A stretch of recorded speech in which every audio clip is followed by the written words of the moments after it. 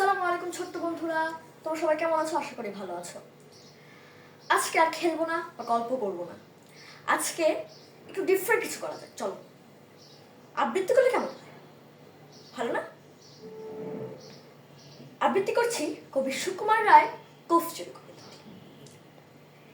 Head অফিসে বড় বাবু, লোকটি বড় শান্ত, তার যে এমন মাথার ব্যামো কেউ কখনো জানতো? দিব্যি ছিলেন খোশ মেজাজে, চেয়ারখানি চেপে একলা বসে ঝিমঝিমিয়ে।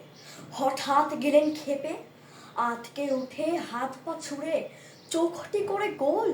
হঠাৎ বলেন, গেলুম গেলুম, আমায় ধরে তোল।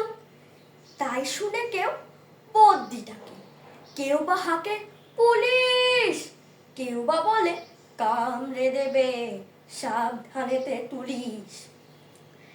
ব্যস্ত সবাই এদিক ওদিক, করছে ঘোরাঘুরি। বাবু হাঁকেন, ওরে আমার গোফ গিয়েছে চুরি। গোফ হারানো আজব কথা, তাও কি হয় সত্যি? গোফ জোড়া তো তেমনি আছে, কমেনি এক রত্তি। সবাই তারে বুঝিয়ে বলে, সামনে ধরে আয়না, মোটেও গোফ হয়নি চুরি, কখনো তা হয় না।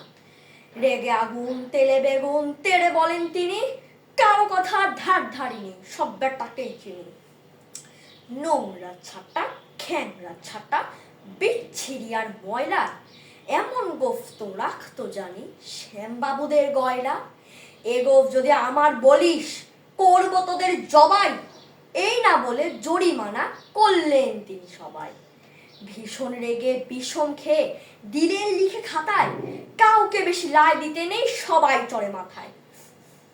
অফিসের এই বাদরগুলো মাথায় খালি গোবর, গোফ জোড়াতে কোথায় গেল কেউ রাখে না খবর। ইচ্ছে করে এই বেটাদের গোফ ধরে খুব নাচি, মুখগুলোর মুন্ডু ধরে কোদাল দিয়ে চাচি। গোফকে বলে তোমার আমার, গোফ কি কারো কেনা? গোফের আমি গোফের তুমি, তাই দিয়ে যায় চেনা। ধন্যবাদ বন্ধুরা। এরপরে কোন ভিডিওটা বানাবো অবশ্যই কমেন্টে জানাবা।